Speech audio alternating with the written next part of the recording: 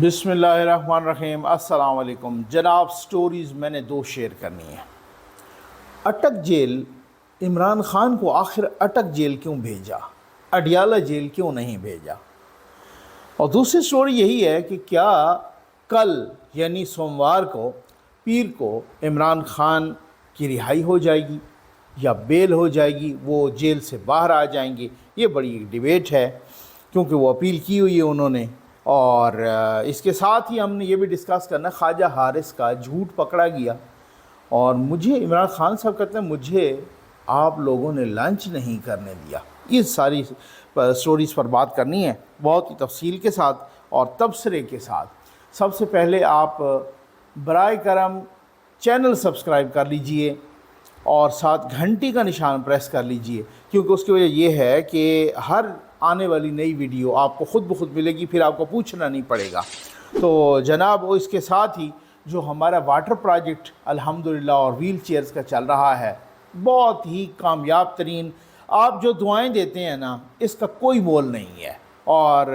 میرے لیے یہی فخر کا مقام ہے۔ اور اس طریقے سے جس طرح سے آپ دعائیں دیتے ہیں، اور یہ دعائیں وہ دکھی انسانیت، پیاسی انسانیت بھی دیتی ہے۔ تو جناب، ایک واٹر پروجیکٹ اپنے نام پہ، اپنے پیاروں کے نام پہ لگوائیے۔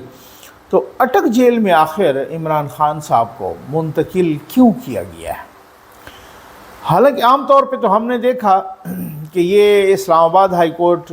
اسی کی ٹیریٹری جو اسلام آباد ہائی کورٹ کے ساتھ یا اسلام آباد کی عدالتوں کے ساتھ جیل لگتی ہے، وہ اڈیالہ جیل ہے۔ انہیں لاہور سے لے آئے اور پھر اڈیالہ جیل ان کو منتقل نہیں کیا، ان کو اٹک جیل منتقل کیا۔ ٹھیک ہے نا؟ وہ جو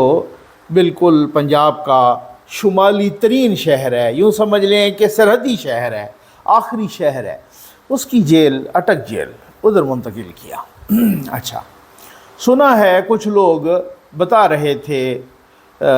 لیٹ نائٹ کہ خان صاحب کو وہاں نیند بھی نہیں آئی، اور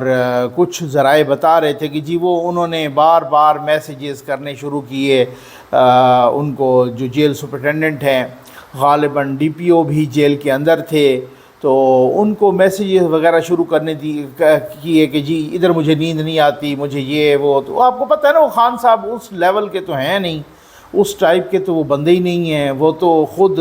ایاز صادق صاحب نے ایک دفعہ بتایا تھا کہ جی خان صاحب نے کہا، ہم سارے بیٹھے ہوئے تھے، تو آپ کتنے دن جیل گئے، تو آپ کتنے دن جیل گئے، تو خان صاحب نے کہا جی میں مشرف صاحب کے زمانے میں کوئی 10 دن کے لیے، 9 دن کے لیے جیل گیا تھا، اور اگر میں 10واں دن وہاں رہتا تو میں خودکشی کر لیتا۔ تو یہاں یہ والی صورتحال ہو، وہاں تو پھر آپ کو پتہ ہے نا۔ اچھا، پھر اس میں آپ کو معلوم ہے کہ جیل میں مختلف کیٹیگریز ہوتی ہیں۔ ایک عام کامن سی کیٹیگری ہوتی ہے، جو کامن کیٹیگری ہوتی ہے، اس میں عام قیدی ہوتے ہیں، بیرکس وغیرہ سارا کچھ، یہ وہ ان کو کوئی اس طرح کی سہولیات نہیں ہوتی۔ یہاں تو اللہ معاف کرے، ہمیں پتہ ہے کہ جیل میں پنکھوں تک بھی نہیں ہوتے۔ ٹھیک ہے نا؟ کچھ جیلوں میں ظفر نقوی ویلفیئر فاؤنڈیشن، یعنی ہم نے پنکھے پرووائڈ کیے، بھائی جرم ہر کسی کا اپنا اپنا، لیکن اس گرمی کے عذاب میں جو جن بیچاروں کے پاس پنکھا بھی نہ ہو تو ہیں تو وہ بھی انسان۔ تو بہرحال کچھ اس طرح کی بھی چیزیں ہیں۔ تو اس حوالے سے پھر باقی ہوتی ہے وہ بی کیٹیگری، وہ ذرا بیٹر کیٹیگری ہے۔ اس میں وہ پڑھے لکھے لوگوں، مثلا آپ اگر گریجویٹ ہیں اور کوئی جرم سرزاد ہو گیا ہے، آپ یا ملزم ہیں یا مجرم ہیں، جیل میں چلے گئے ہیں، تو وہ آپ بی کیٹیگری کلیم کر سکتے ہیں، بی اے ایم اے ہیں وغیرہ، کچھ آفیسر ہیں یا کچھ اس طرح کے ہیں۔ تو ایک کیٹیگری ہوتی ہے جس میں بیوروکریٹس، جس میں وزراء، سابق وزراء اعظم، صدر، یہ وہ لوگ، وہ اس میں آپ کو 2 کمرے کا ایک بیرک دی جاتی ہے، اور عام طور پہ یہ جو ہے جیل کے مینول کے مطابق، اور اس 2 کمرے کے بیرک میں آپ کے پاس پھر اے سی بھی ہوتا ہے، ٹی وی بھی ہوتا ہے، فریج بھی ہوتا ہے، ایک بیڈ بھی ہوتا ہے، 2 مشقتی بھی ہوتے ہیں، یعنی 2 ملازم۔ تو یہ آپ کو سہولیات ہوتی ہیں۔ لیکن اب بتایا یہ جا رہا ہے کہ بھائی جو پنجاب کی کوئی 42 جو جیلیں ہیں، ان 42 جیلوں میں صرف 2 ایسی ہیں، ایک بھاولپور کی جیل اور ایک اڈیالہ جیل، جس میں بی اور اے کیٹیگری ہے، باقی تمام جیلوں میں سی کیٹیگری ہے۔ اب اٹک جیل میں بھی بی اور اے کیٹیگری نہیں ہے، ٹھیک ہو گیا نا؟ تو اب یہ والی صورتحال اب کیوں پتہ نہیں ان کو اٹک میں رکھا گیا۔ ویسے رانا ثناء اللہ صاحب نے یہ بھی کہا تھا، آپ کو یاد ہوگا ایک انٹرویو میں حامد میر صاحب کے ساتھ، ایک دو اور بھی انٹرویوز میں انہوں نے کہا تھا کہ عمران خان کو مچھ جیل میں رکھیں گے، کوئٹہ جو بلوچستان کی ہے نا وہ مچھ جیل، ٹھیک ہے نا؟ تو وہ کوئٹہ سے کچھ دور تو مچھ جیل میں رکھیں گے۔ تو اب آ جائیں اس $1 ملین سوال پر کہ جناب کیونکہ کل جب عمران خان صاحب کو گرفتار کیا گیا تو کچھ خبروں میں یہ آیا کہ بھائی، ویسے تو کچھ صحافیوں نے ٹویٹ بھی کیا کہ وہ اس وقت جو اچانک پولیس پہنچی اور کچھ لوگ کہہ رہے ہیں کہ دروازہ توڑ کے پہنچی، تو خان صاحب حیران ہو گئے، پنکی پیرنی بھی حیران ہو گئی، انہوں نے ان کو رشوت کی بھی آفر کی کہ یہ کیا ہے۔ تو کچھ خبروں میں آیا کہ خان صاحب لنچ کر رہے تھے، شروع کر چکے تھے، تو وہ پھر جو ہے نا وہ جب پولیس گئی تو انہوں نے کہا جی خان صاحب ابھی عدالت کا آرڈر ہے، فوری طور پہ آپ نے جانا ہے ہمارے ساتھ۔ تو انہوں نے کہا جی میں لنچ کر رہا ہوں تو مجھے لنچ کرنے دیں۔ تو انہوں نے کہا نہیں جی، لنچ ہم آپ کو بعد میں کرواتے ہیں۔ تو خیر بعد میں کروایا ہوگا۔ وہ کہتے ہیں کہ راستے میں بھی انہوں نے بار بار کہا کہ دیکھو مجھے بھوک لگی ہے، تو آپ لوگوں نے مجھے لنچ نہیں کرنے دیا۔ خیر لنچ میری اپنی ذاتی دانست میں اور میری ذاتی رائے میں خان صاحب کو بالکل لنچ کرنے دینا چاہیے تھا،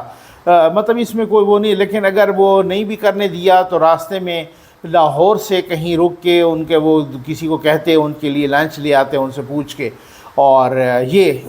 ایک اس طرح کی بھی چیزیں نہیں ہونی چاہیے۔ لیکن شاید پولیس نے یہ کیا ہوگا کہ کوئی ریئیکشن نہ آئے یا کوئی اس طرح سے مسئلہ انہوں نے جلدی کرنے کی۔ کچھ لوگ کہہ رہے ہیں نا کہ ادھر سے عدالت کا آرڈر آیا اور ادھر سے فوراً وہ کمانڈو تیار تھے، کمانڈو ایکشن ہوا پولیس کا اور فوراً گرفتار کر کے۔ تو وہ کمانڈو ایکشن اس لیے ہوا کیونکہ 9 مئی کے واقعات ہوئے تھے نا، تو کہیں ایسا نہ ہو کوئی بیک لیش آئے یا اس طرح کا مسئلہ آئے تو پولیس کو پھر کوئی ریٹیلیٹ کرنا پڑے، وہ یہ وجوہات ہیں۔ بہرحال لنچ ان کو کرنا دینا چاہیے تھا۔ تو خیر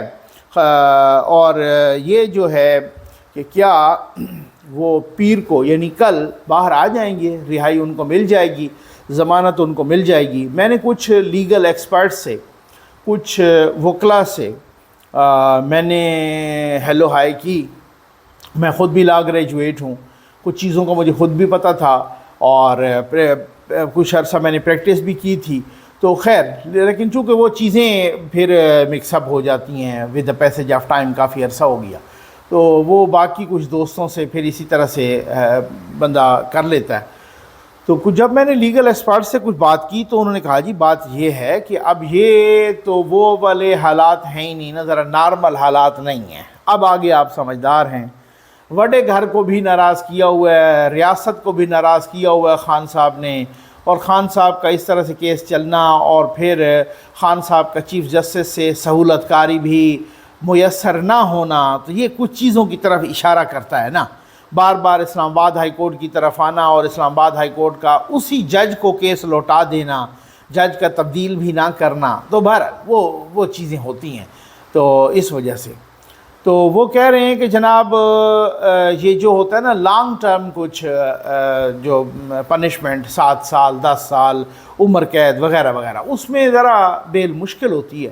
اور اس سے کم ہو 3 سال یا وغیرہ تو اس سے بیل ذرا آسان ہوتی ہے۔ اچھا میں آپ کو یہ بھی بتاتا چلوں کہ کچھ دوست کل کہہ رہے تھے، میسیجز کر رہے تھے کہ نقوی صاحب اس کو 3 سال کیوں دی، 1 لاکھ کا جرمانہ کیوں کیا، اس پہ کروڑ کا کرنا چاہیے تھا۔ وہ بھائی جس سیکشن کے تحت ان کو سزا ہوئی ہے نا عمران خان صاحب کو، الیکشن کمیشن کے سیکشن 174 کے تحت، اس میں میکسیمم پنشمنٹ یہی ہے، ٹھیک ہو گیا نا، میکسیمم پنشمنٹ یہی ہے کہ جو اس سیکشن 173 ہے 174 ہے، تو میکسیمم پنشمنٹ جو ہے نا اس میں 3 سال ہے اور 1 لاکھ کا جرمانہ میکسیمم ہے، تو ان کو میکسیمم پنشمنٹ ہوئی ہے عمران خان صاحب کو۔ تو خیر اب اس کے بعد جناب، لیکن اب کچھ لیگل ایکسپرٹس کہہ رہے ہیں کہ یہ جو کچھ اسپیشل لاز ہوتے ہیں نا، مثلاً اینٹی ٹیررزم، مثلاً نیب لاز، مثلاً الیکشن کمیشن لاز، یہ جو لاز ہوتے ہیں یہ لاز ان عام اس کیٹیگری میں نہیں آتے، یہ مخصوص کیٹیگری میں آتے ہیں اور مخصوص کیٹیگری میں ہی اس کو ڈیل کیا جاتا ہے۔ تو یہ والی جو شارٹ ٹرم ہے 3 سال کی، یہ اس میں نہیں آتا کہ بیل۔ اچھا ویسے بھی جو بیل ہے نا، وہ ہم جب لا پڑھ رہے تھے تو واقعی ہمیں جو اساتذہ تھے، وکلا تھے ظاہر ہے، وہ بھی عام طور پہ وہ بتاتے تھے کہ بیٹا بات یہ ہے کہ یہ جو قانون ہے نا، یہ جو لا ہے، یہ 49% لا ہوتا ہے اور 51% جج کی ڈسکریشن ہوتی ہے،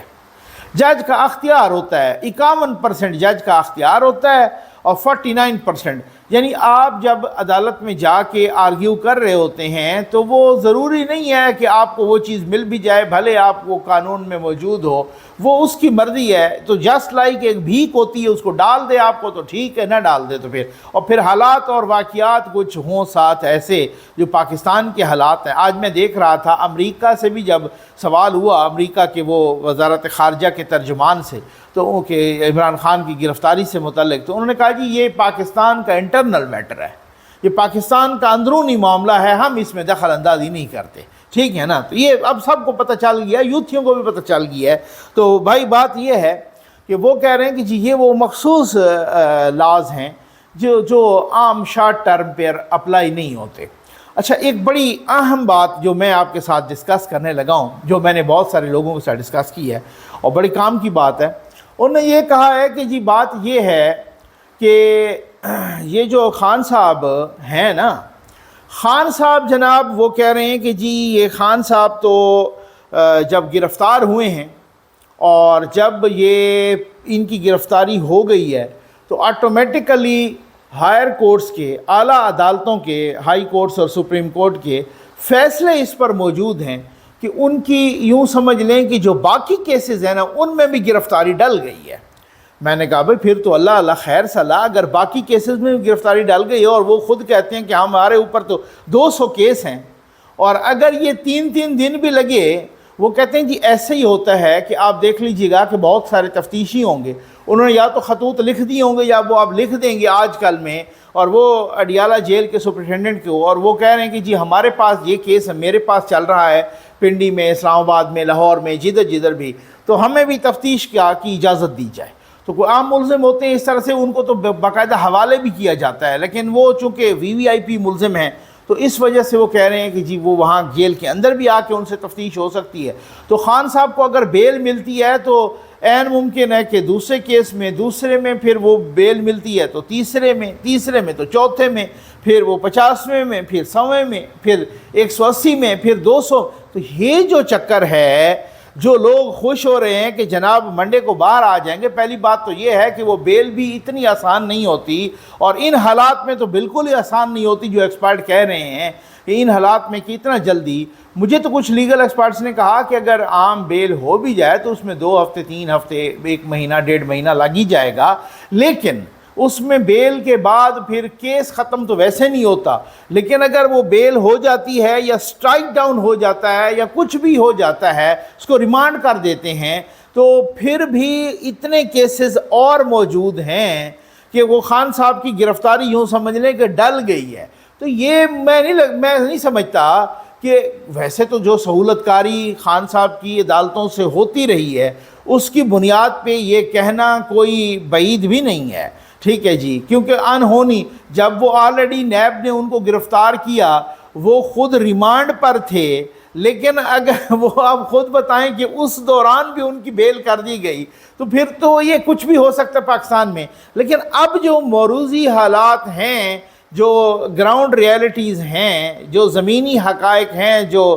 اس طریقے کے حالات ہیں، اس میں تھوڑا سا لوگ کہہ رہے ہیں کہ جی مشکل ہے اور یہ ناممکن بلکہ ہو جائے گا، اور بہت ہی۔ اور پھر دوسری بات یہ ہے کہ اتنے سارے خان صاحب کے کیسز اور بھی ہیں، اور لوگ بتا رہے ہیں جو باخبر لوگ ہیں، وہ کہتے ہیں کہ دوسرا خطرناک ترین کیس جو ہے نا خان صاحب کا، وہ القادر ٹرسٹ ہے۔ تیسرا جو خطرناک ترین کیس ہے وہ زمان پارک والا انسیڈنٹ ہے کہ جب پولیس پر حملہ ہوا تھا، اس وقت خان صاحب بنفس نفیس ان مظاہرین میں موجود تھے۔ تو القادر کا بھی کہہ رہے ہیں کہ یہ کوئی 2-2.5 مہینے میں زیادہ سے زیادہ وہ بھی وائنڈ اپ ہونے لگا ہے، اور وہ خطرناک ترین کیس ہے، خطرناک ترین کیس، اس کیس سے بھی زیادہ خطرناک ہے کیونکہ اس میں سزا کا گراف اور سزا کی ڈیوریشن زیادہ ہے، اس میں 10 سال یا عمر قید بھی ہو سکتی ہے، اس میں بڑا مسئلہ ہے، تو وہ بھی میچور ہونے کو ہے کیس۔ تو اب تھوڑا سا نا میں سمجھتا ہوں کہ یوتھیوں کے ساتھ اظہار ہمدردی ہونی چاہیے۔ بہرحال تو خواجہ حارث صاحب نے ایک جھوٹ بولا کل سپریم کورٹ میں جا کے، انہوں نے دہائی دی کہ جی میرا جو کلرک ہے نا، میرا جو منشی ہے، اس کو اغوا کر لیا گیا ہے، ٹھیک۔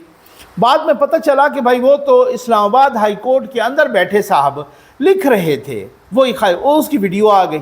مطلب میں حیران ہوں کہ اس لیول کے وکلا وہ بھی کس طریقے سے بے دھڑک انداز میں جھوٹ بولتے ہیں۔ یا تو پھر یہ خان صاحب کی صحبت کا اور ان کے اس کلائنٹ کا اثر ہے